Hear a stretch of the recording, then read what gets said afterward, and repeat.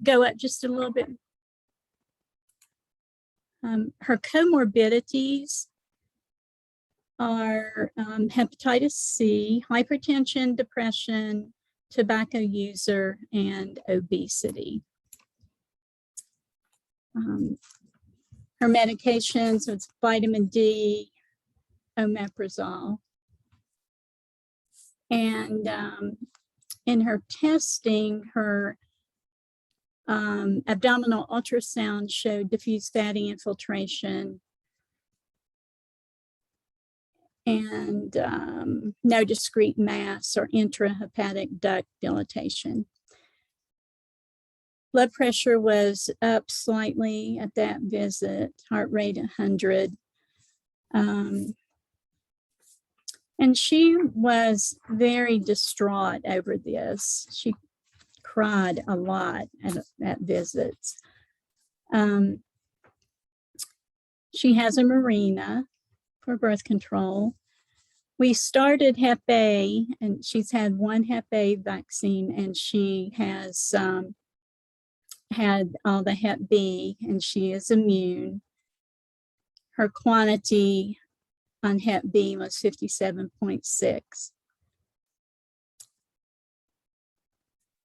Okay, and if we go on down to the labs,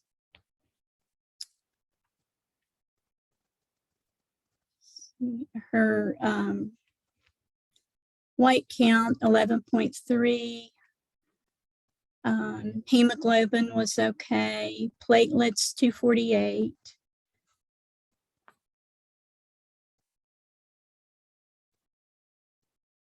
You want to go on down a little bit more?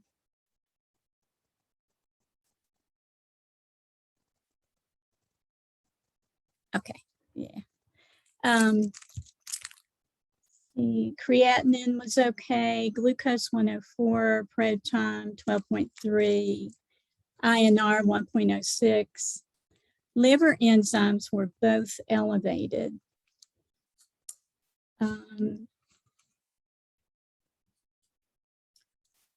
Her APRI was 1.492. Child-Turco-Pugh class A, and her MELD score was 7. And then there's her iron level was 100, TIBC 339, ferritin 254. Her vitamin D level was good, 45.1. Her genotype is 3. And her viral load was 974,000. The fibrosis biomarker was 0.21, which is F0. No cryoglobulin detected. Her rheumatoid factor was 43.3, and she was having some symptoms of generalized bone and joint pain. This lady has no insurance. She does work. And I thought that Maveret would be one choice at least, and I'm open to discussion. And I've never tried to obtain medication from a patient assistant, so I'm also open to suggestions for that. And I think that's about it. Awesome. Thank you so much, Tammy, as always, for a great case presentation. Before we get into any of the recommendations and feedback for Tammy, did anyone have any clarifying questions? Feel free to unmute or chat in and I can read it out for you. Hi, this is Ethan. Just a quick question. I saw that she had a comorbidity of depression. I was wondering if that's being treated or not. Yes. Yes, it wasn't, but the first time she came, I don't have a medicine there, do I?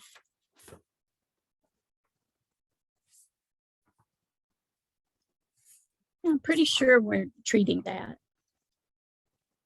Thanks, Ethan. I was curious whether you have a trend on those liver functions. Are they going up or going down? Right after that, she went into the hospital and it was like a gastroenteritis type thing. And then I haven't seen her back for a while. But I'm not sure if something wasn't going on with her liver at that time. I'm not really sure. I can check on that, on the liver. It's mostly curiosity. Yeah, yeah.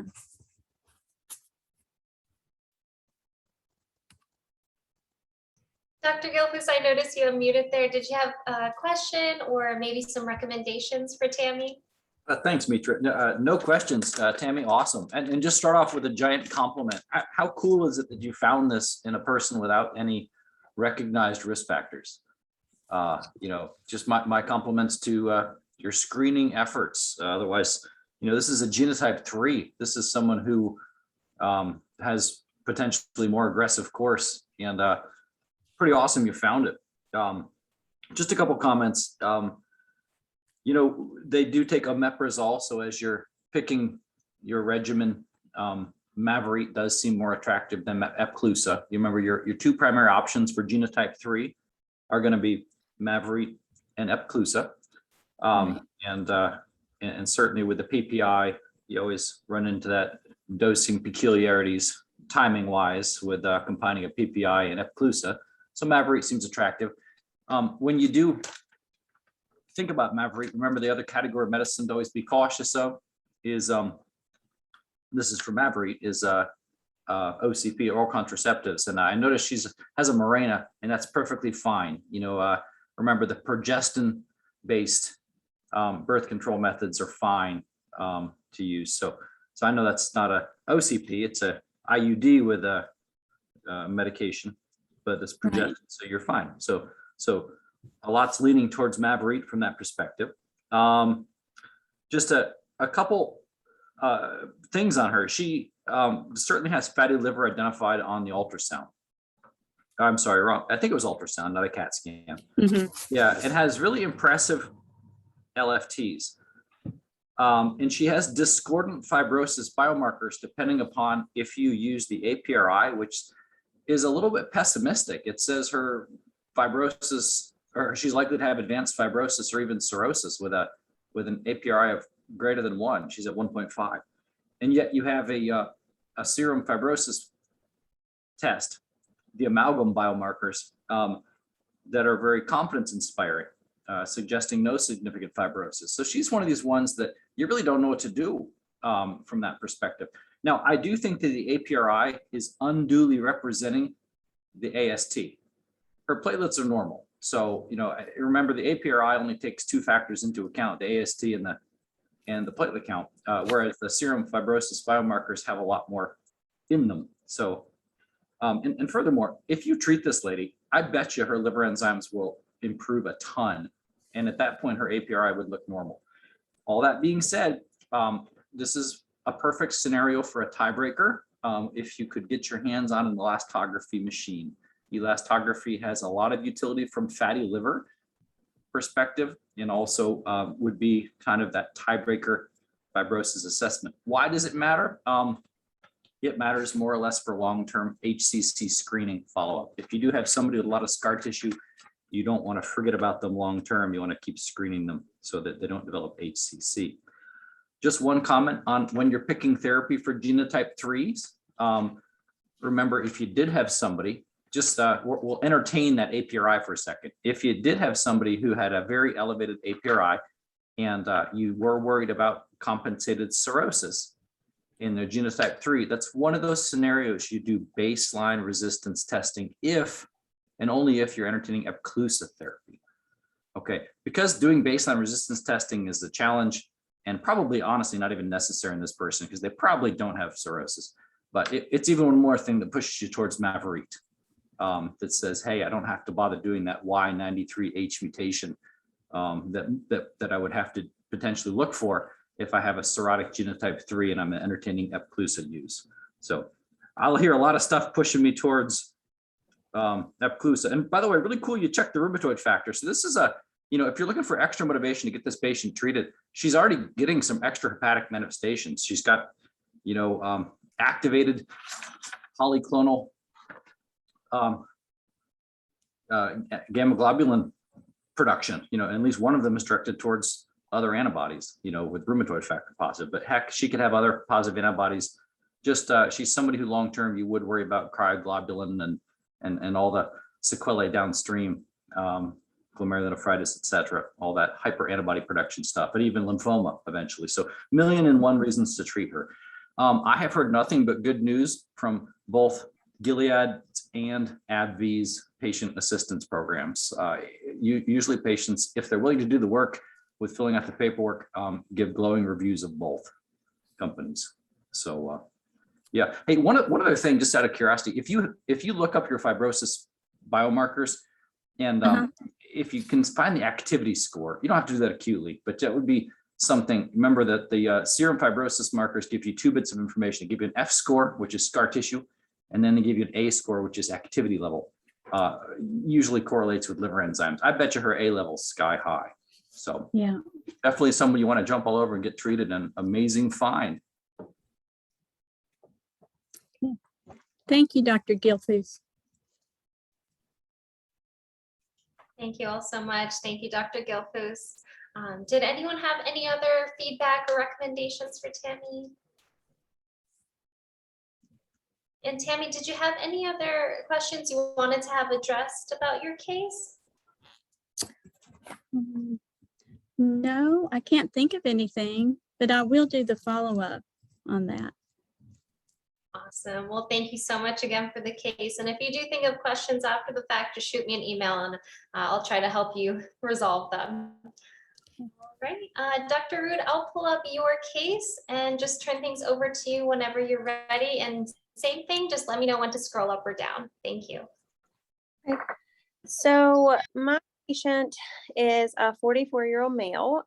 He comes to our clinic for MAT treatment. He switched to our clinic in 2019.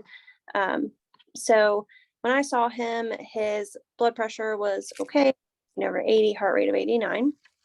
He was first diagnosed with hepatitis C in 2019 when he first started coming to our clinic. He does have risk factors that include IV drug use from 2000 to 2015, intranasal drug use. He said he only used in 2000. He's had tattoos and piercings done, but they were all professional, and he was incarcerated in 2011. No history of blood transfusions for him. He doesn't work in healthcare, anything like that. He has not used drugs since 2015, and he has been in MAT since that time. He was in a different program before coming to us. He did say that his girlfriend was recently diagnosed with HCV as well. So he's trying to get her into the clinic to be seen. She doesn't have a primary right now. So his comorbidities include eczema, constipation, history of opioid use disorder, and then erectile dysfunction. Medication-wise, he takes Suboxone and Miralax daily, and he uses clobetasol ointment on his eczema as needed, and then sildenafil. For vaccination status, he had not been vaccinated for hepatitis A or B, and based on lab work, he was not immune to either. His BMI is 19.8. On his lab work, his white blood cell count and H&H were normal. His platelets were 228, creatinine was normal. His PT is 12.2. AST and ALT were 41 and 50. They were a little bit more elevated than that in previous lab work, but that was the most recent. His APRI was 0.4, CTP class A, and then a MELD score of 7. His other lab work, so his vitamin D level was 38.7. So based on recommendations from ECHO before, I did start him on replacement for that. His HIV was negative. Hepatitis C genotype was 1A, viral load of 922,000. F0 based on fibrosis, serum fibrosis marker. He did have a Hep B core antibody that was positive. His surface antigen was negative, and surface antibody was negative, less than 6. Since I submitted this case, I did get a hepatitis B DNA that was negative, and I got hepatitis B E antigen and E antibody that were both negative as well. So he is in process of getting vaccinated for Hep A and B. His vitamin D is being replaced. Based on his insurance, he has West Virginia Medicaid. I was thinking either Mavorite or Epclusa. And one of my questions was, because his hepatitis B core antibody is positive, with the other antibodies and DNA being negative, would screening with a CMP every 4 weeks be appropriate? Awesome. Thank you so much, Dr. Ruth. That was a great case presentation. And thank you for the updated labs that you mentioned too. Did anyone have any clarifying questions for Jess? Feel free to unmute. Hey, Jess, this is John Kilfus. One quick question. When you were talking about the hepatitis B serologies, and the antibody titer was less than 6, was that, it might be a hard question to ask without looking at the lab result. Is that indicating that there was some antibody detected, but it was low, or is that the lowest that the test will go? So sometimes, you know, the concept being, is it present but unquantifiable versus not present, and there's a slight difference in thought process in those two scenarios. Let me, not present. Okay, interesting. Yeah, and by the way, my compliments as to doing the hepatitis B E antibody and antigen. That's really cool, and gives a surprising result, actually.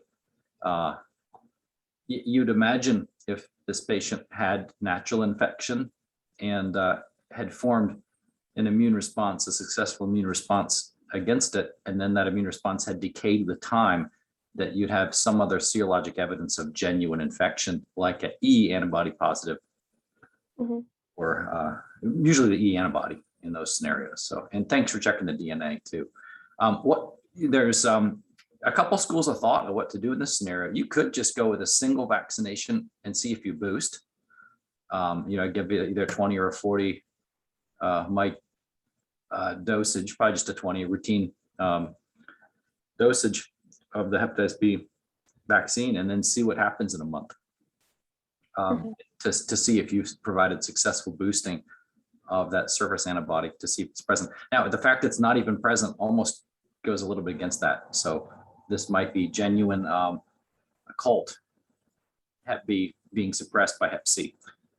Thanks for looking for the DNA. That was beautiful. You know, you've already set the table perfectly. What I would do in those scenarios is exactly what you mentioned. I would do a little bit more aggressive monitoring than I would do with somebody who doesn't have potentially hepatitis B co-infection. So if you check labs at about a month, certainly the liver enzymes would be worthy of checking, including bilirubin and AST, ALT.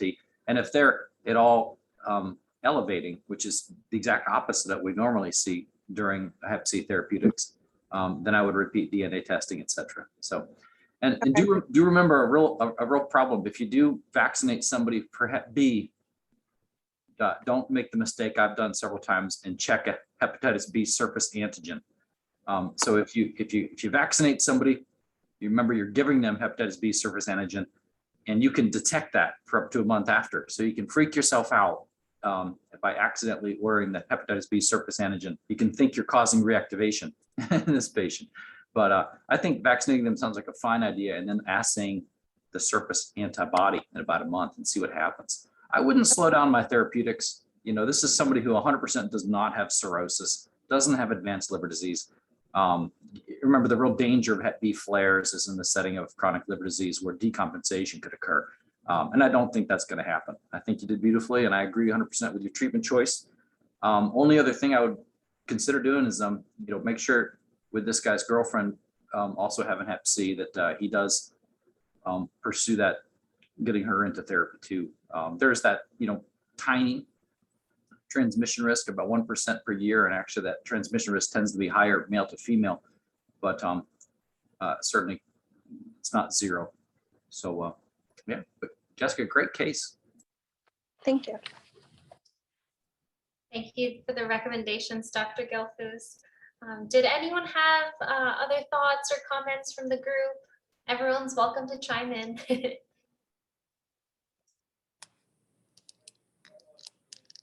And Jess, did you have any other questions about your case that you wanted to bring up with the group or ask everyone?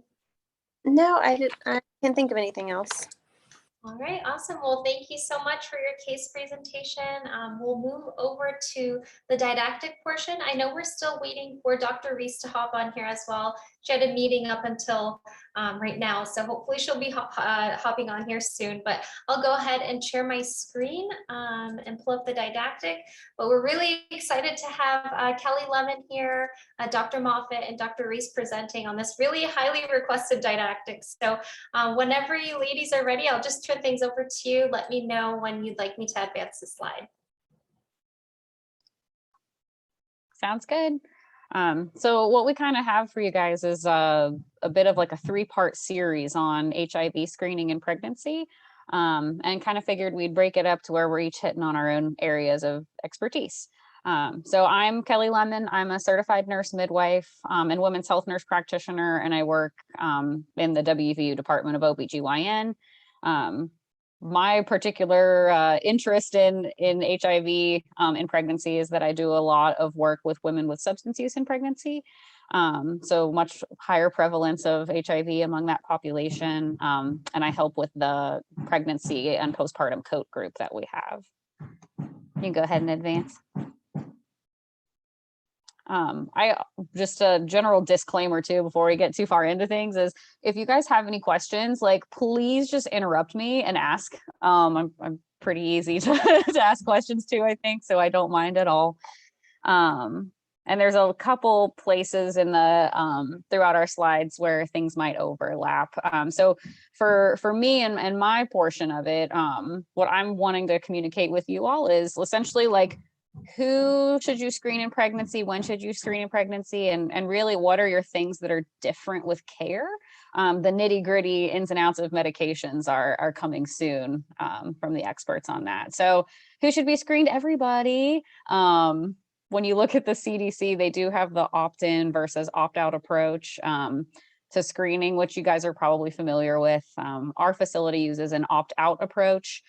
So when I'm communicating and my colleagues, when we're going over your routine prenatal labs, we include HIV in that, but make it known that anyone can opt out of anything that they would like to opt out of.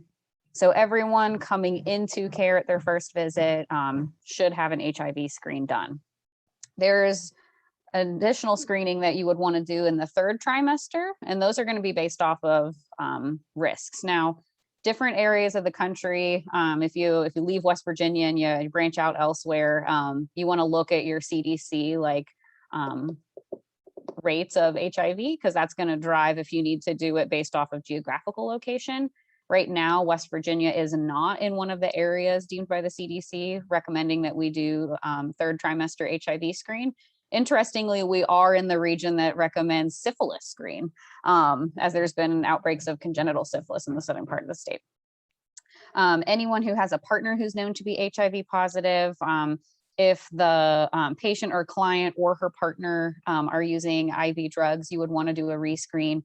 Any new sexual partner in the pregnancy, you would want to do a secondary screen, and anyone who's working in exchange for drugs with any kind of like sexual contact or anyone involved in sex work.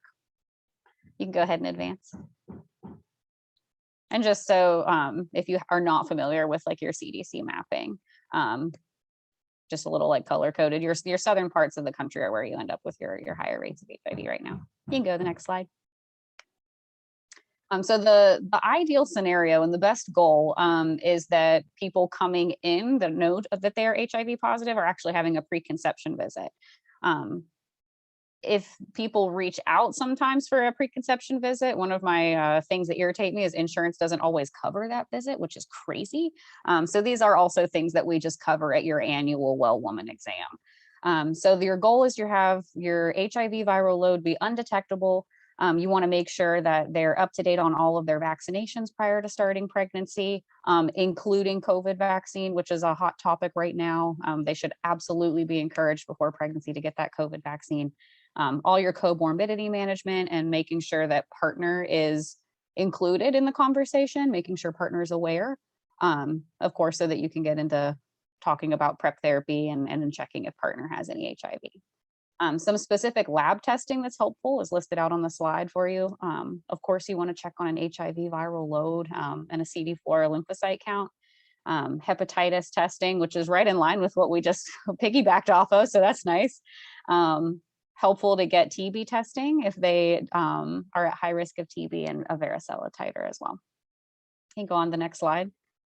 Now that's like the dream world, right? So like you'd hope that you're like, you come in, you plan your pregnancy, and then we do the things. 50% of the pregnancies in our country are completely unplanned.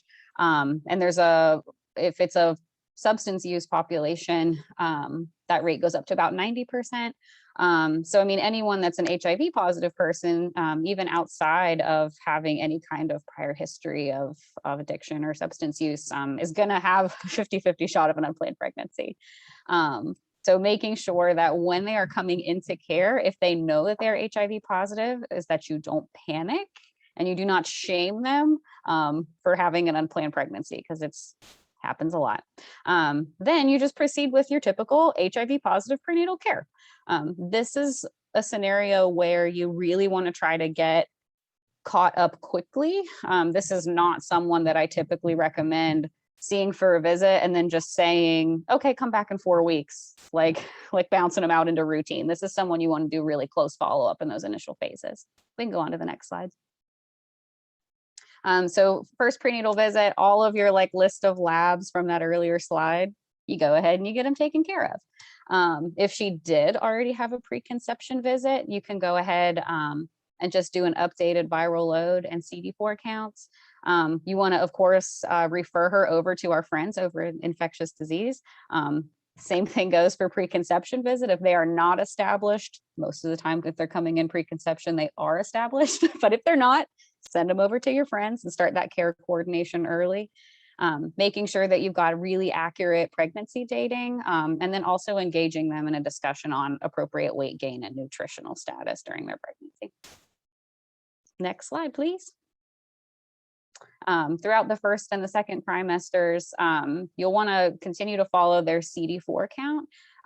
Now you're going to get variation on how frequently you need to check this. And this is where your friends over in ID can become helpful. At a minimum, you want to do it every 3 months if everything is stable and good. If it's completely undetectable and their CD4 count is greater than 200, you can space that out a little bit. Your viral load, you want to try to do monthly until it's undetectable, and then following that every 1 to 3 months. Keep working with ID, cannot stress it enough, and we're going to hear from them here shortly. Something that particularly gets missed and impacts care a lot is medication adherence. So very important that as you are touching base with these patients and encountering these women, that you're making sure that you're addressing a lot of those pregnancy discomforts. So for example, nausea, people call it morning sickness. Spoiler alert, it happens all the time, 24/7, and especially in the beginning. If someone is nauseous and they're having a hard time getting their meds down, they're going to have a hard time being adherent. And that doesn't make them non-compliant. It's just hard and difficult. So really making sure that you're optimizing, making sure that their nausea is under control. Same thing with reflux and all those other discomforts. Making sure that you're getting detailed anatomy scan, again, getting your vaccines up to date, and early glucose screening can be really helpful for these patients. Next slide.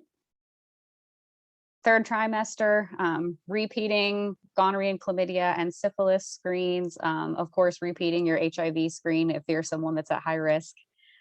Developing a postpartum plan, which includes roping in peds infectious disease, delivery planning, and then a contraception, which is huge. Next slide.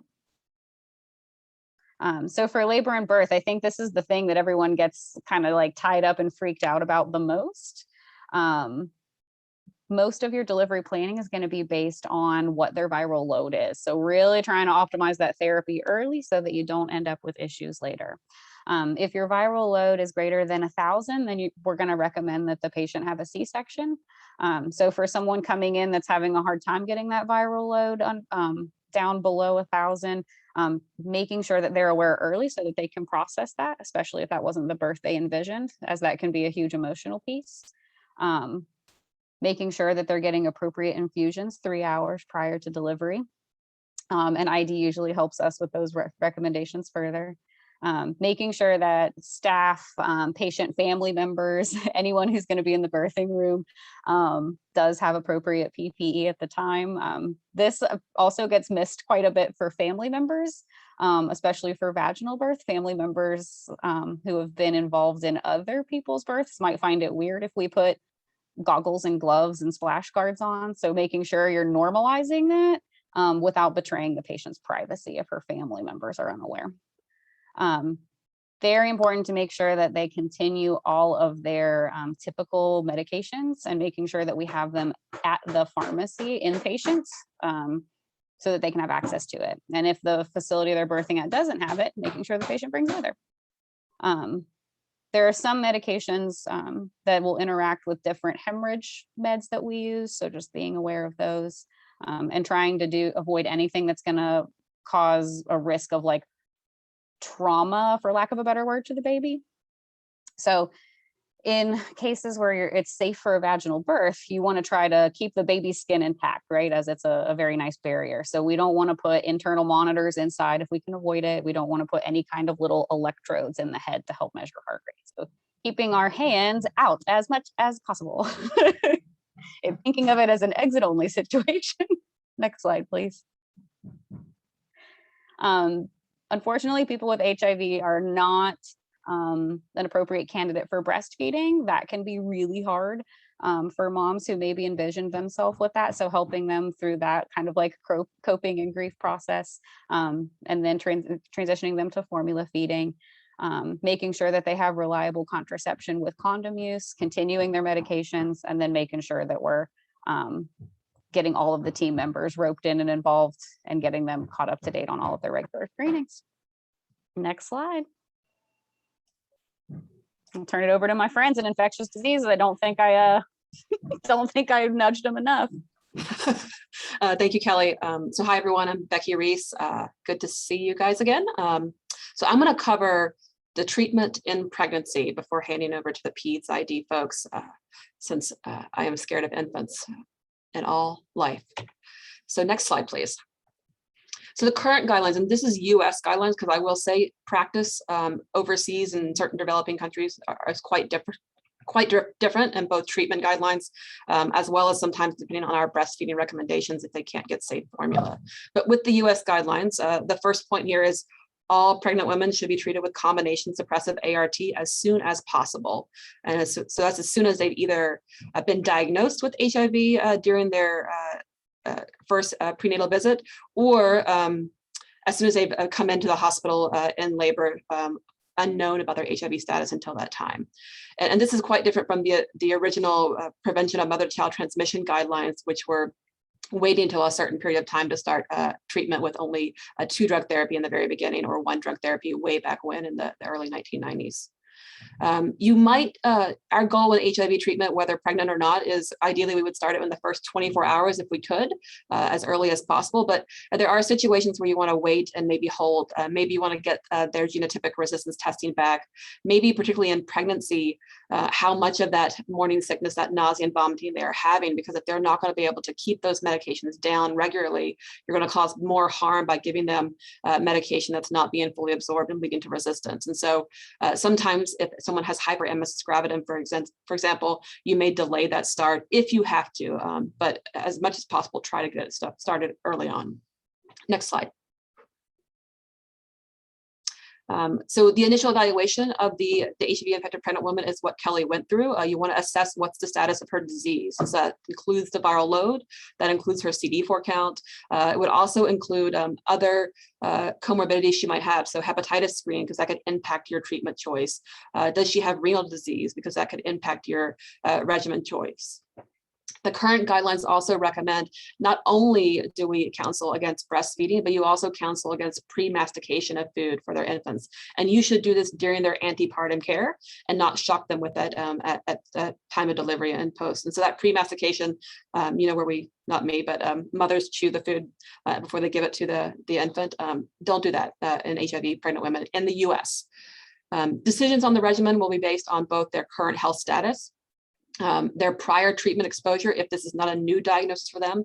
So if they've been in and out of care for a while and not adherent to regimens in the past, we may be a little hesitant in putting them on one of those prior regimens if we're worried about resistance. And again, also going back to those comorbidity conditions, do they have underlying hepatitis, kidney disease? What is their LFTs doing as far as risk for some transaminitis and so forth? Next slide. So again, regardless of what their CD4 count is, so we no longer wait for the CD4 count to drop, or what their viral load is, we want to start them on combination therapy. And combination therapy for pregnant females means 3-drug regimen. There are some new 2-drug regimens that we can use in HIV treatment naive patients, but not during pregnancy. We don't want to take that risk. And this 3-drug regimen includes a backbone of 2 NRTIs, or nucleoside reverse transcriptase inhibitors. And one of those agents you want to be high placental transfer, meaning there's enough absorption through that placenta to be at a good level in the infant as well, or the fetus. So the 2 NRT backbones right now that the US recommends is either a bacavir lamivudine, or ABC3TC, or a tenofovir-based backbone with either emtricitabine or lamivudine. And the reason why these are the 2 NRT backbones is not only does that ensure high placental transfer, but also it's the ones we have the data on the highest. So we have a new version of tenofovir now, TAF. And so we think about Descovy as that combination therapy for those of you who treat HIV patients. We just don't have the data yet in pregnant women to recommend that as a first-line regimen. And so this is your backbone that you would start with. And these come in combination pills. So it's a single pill with both of these 2 drugs in them. Next slide. And then you would add your 3rd drug. And your 3rd drug is either going to be an integrase inhibitor-based drug or a protease inhibitor-based. And so if I look at the left side of the screen there, our integrase inhibitor-based, the 2 that are recommended is either dolutegravir or raltegravir. So I'll start with raltegravir because it's the easier one. The only problem with raltegravir is that it is twice daily. And so you do have to make sure that your patient there is understanding that she needs to make sure she's taking it as recommended twice a day, in addition to that NRTI backbone, which would be a once-a-day pill. And so that can get a little bit confusing. You want to make sure they don't miss that. The dolutegravir-based regimen is single, so it's only once a day, which makes it a little bit nicer. It actually has a lower rate of resistance compared to raltegravir, so we don't have to be as concerned that they already have an underlying resistance to it. There is a caveat with dolutegravir. When it was first studied in pregnancy in 2018 out of Botswana, there was a reported increased risk of neural tube defects seen in those women as compared to other HIV regimens that pregnant women were on. Now, it was still quite small. It was 0.19% had a neural tube defects as compared to 0.11% in another HIV regimen group, or 0.07 in the non-HIV regimen. But it was still significant. And so initially guidelines came out that we should avoid the use of dolutegravir until they're past that 8 weeks, or until they're into their 2nd trimester. However, in the US, as well as in 2 other larger studies in Africa, the risk of neural tube defects with dolutegravir has not been seen to be increased as compared to non-HIV patients or other regimens. And so the US guidelines actually say you can use dolutegravir in any trimester and is the first preferred integrase inhibitor to be used in pregnant women. If you have a female, though, who is in preconception counseling, as Kelly was talking about, I would go over these risks with her. And if she is looking to conceive, I would counsel and probably caution her that we should just go ahead and use another integrase inhibitor, because there is that one study that showed that chance of an increased risk. But once they come into prenatal care, they're almost always at that 8-week point or beyond. And so there's no harm in continuing dolutegravir at that point.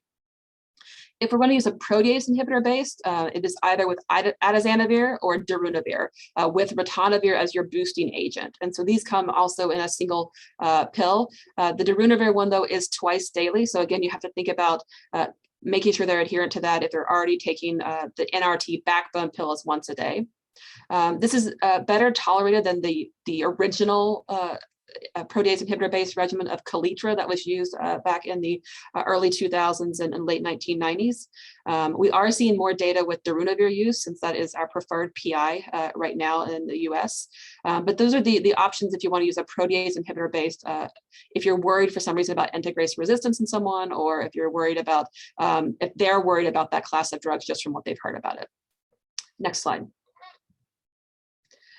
So within that antepartum care, if you have a patient who's actually already on ARTs, you just want to continue her on her ART therapy. You don't want to make any changes at that point, even if her regimen includes that dolutegravir. Or efavirenz is listed there, that's the EFE. Historically, efavirenz was listed as having increased teratogenicity. That's been disproven now, and it is a second-line regimen from the WHO for HIV pregnant women. But basically, if someone comes in already on a regimen, already controlled on that regimen, and so their viral load is suppressed, we tend to continue them on that regimen unless there's complications that they're having with taking it. The reason for this is that if I stop their ART medications while they're pregnant, or I try to make an adjustment to it, there's a risk of getting a rebound of viral load. And that rebound of viral load, meaning they'll be viremic for a period of time, could impact the transmission to the fetus. It could impact disease progression in our pregnant patient, as well as it could impact our ability to obtain a rapid virologic control as we go to start a new regimen. And so if they're tolerating it and if they're controlled on it, we tend to continue them on the same regimen. Next slide. So this is just saying that, if the regimen that they're on and they're not suppressed, then obviously you want to make that change, because the goal during this pregnancy period is to get them as virally suppressed as possible to undetectable as quickly as possible if we can. And so if you have someone on a regimen and they're not suppressed, we would want to repeat genotypic testing at that time to see if there are resistance mutations and adjust it according to what that genotype comes back as. Next. Dolutegravir, again, if in the first trimester when found to be pregnant, you can counsel on that risk, but from the updated US guidelines, it would actually say to continue on dolutegravir. And next. And lastly, Kelly had made a point about kubikostat. So this is a boosting agent that comes in combination with some of our PI regimens, or is used in some of our single drug regimens. There is a lot of issues with it in pregnancy, not only from a drug-drug interaction that Kelly talked about, but there is a concern of pharmacokinetic changes during pregnancy and leading to virologic failure. So this is why kubikostat is not recommended as one of our regimens in pregnancy. And so if I had a patient who was on darunavir kubikostat plus Truvada as her regimen when she became pregnant, I would probably switch her to a darunavir ritonavir pill rather than the kubikostat, just to get her through her pregnancy. Next slide.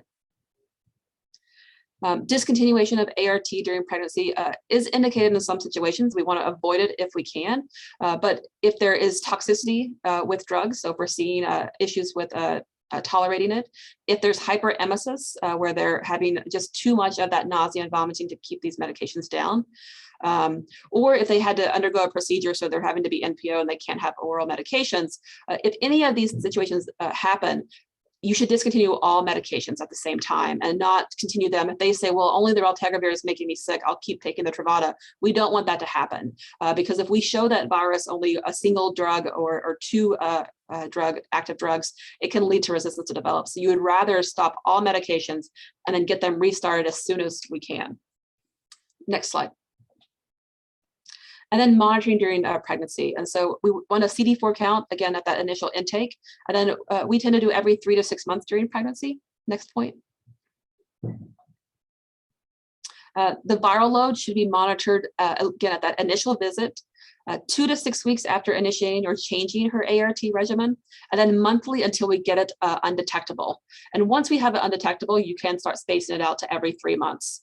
At any point where if it becomes detectable, particularly if it's detectable into the hundreds or higher, then we would want to send a genotype to see if we can make sure there's no resistance developing. Next point. And then we want to repeat that viral load at that 34 to 36 weeks because that informs that mode of delivery. And so even if I had a patient who has been undetectable throughout this pregnancy, I would still want to make sure I get a repeat one because again, if we by chance had a blip where it's over 1,000 copies, then that would change her delivery into that C-section as discussed. It would also impact the need to initiate intravenous AZT during that labor period. Next point. Oh, that's it. I'm going to pass it off to Dr. Moffitt.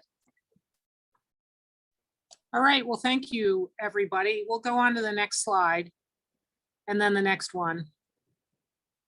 So we know that without retroviral therapy in North America and Europe, the transmission rate was 16 to 25%. Some people say 30%.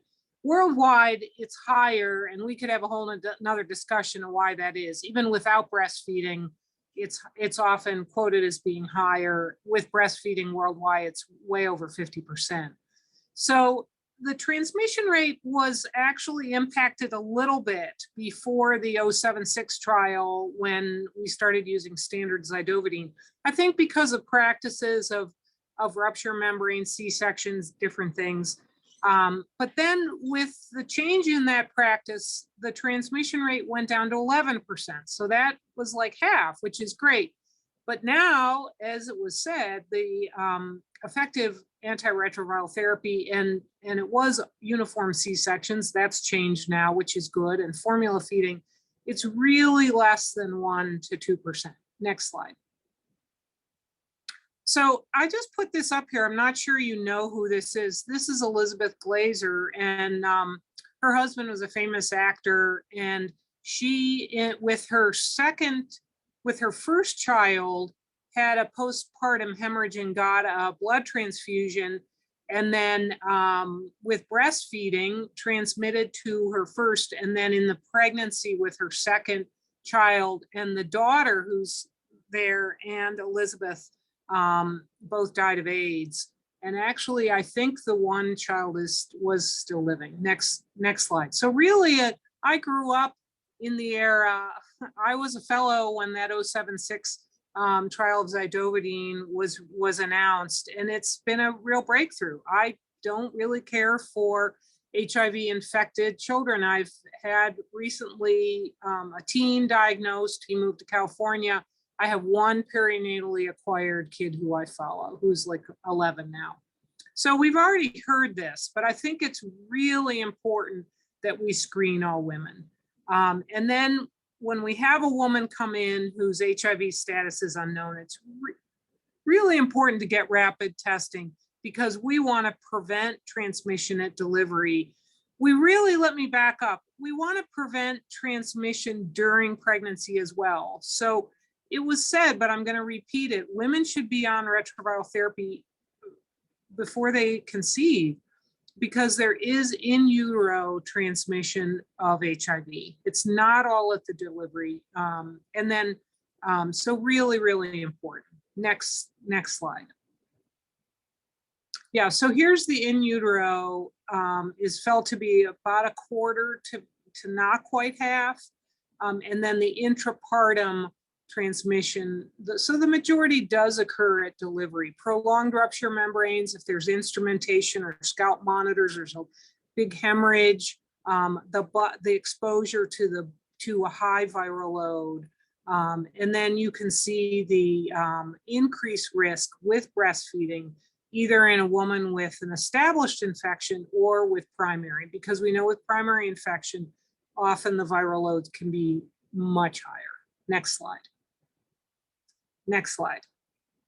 So that scheduled C-section, if the viral load's greater than 1,000, or the unknown level, woman comes in, hasn't really known to have HIV, but hasn't had prenatal care, or we don't know what her level is recently. Next slide. And then, as we've heard, the women who are well controlled, then a vaginal delivery is recommended. So it's good for the health and the recovery of the women and for the baby as well, to be delivered if possible vaginally. Next slide. Next slide. So all HIV exposed infants should receive antiretroviral therapy to reduce the transmission. And we dose them by gestational age, so if they're premature or based on their weight, and preferably we start the treatment within 6 to 12 hours of delivery. So really important to be ready, and not only for having all the drugs and everything ready for the woman, but being ready on the pediatric side for the handoff of who's going to care for the baby and making sure we have things. And so let's go to the next slide. So the challenging thing we have, we've talked about breastfeeding and not breastfeeding and alternatives. Next slide.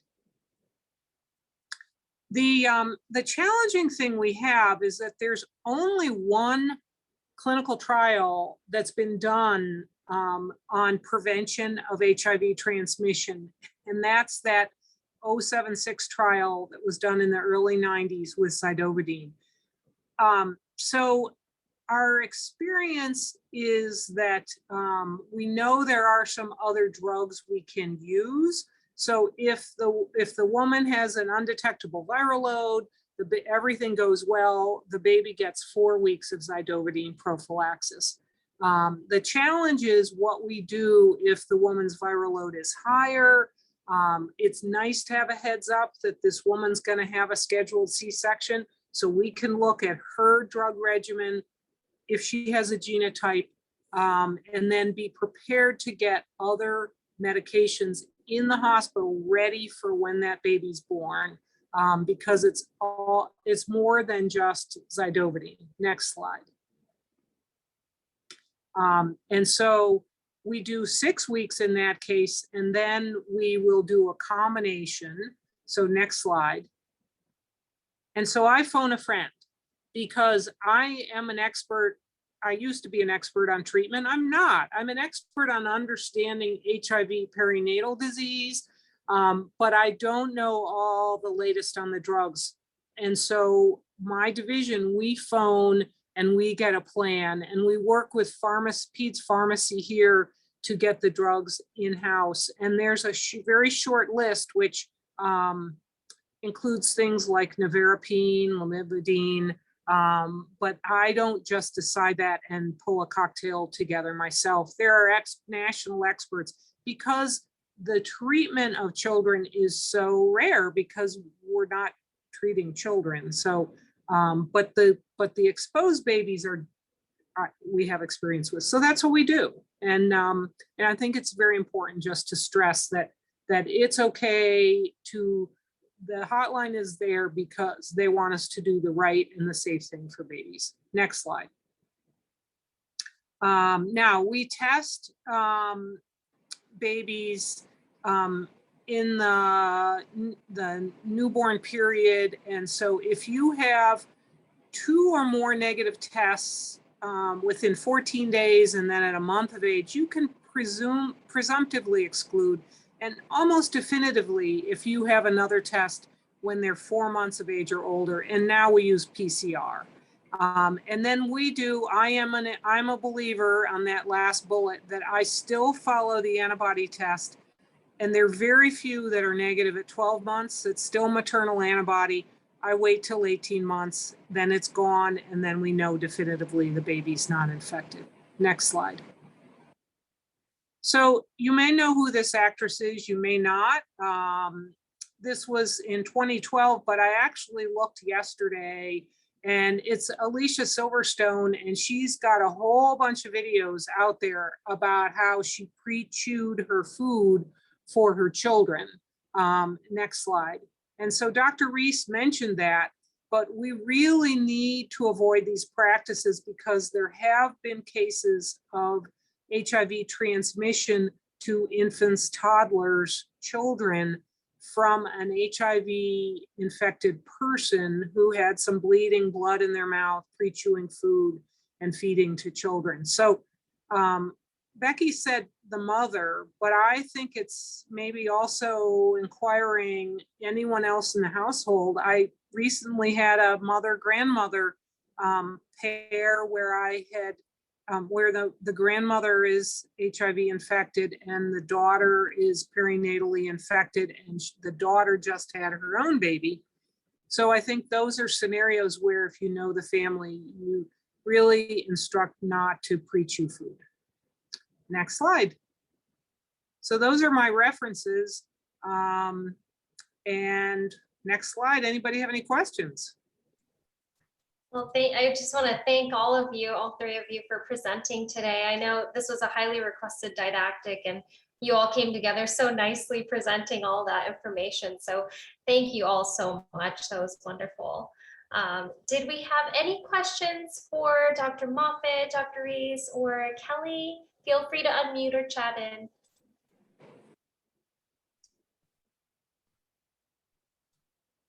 And I know a few folks had to hop off to see patients. Dr. Rexroad had chatted that in as well, but this is being recorded so we can share it for those who had to hop off early.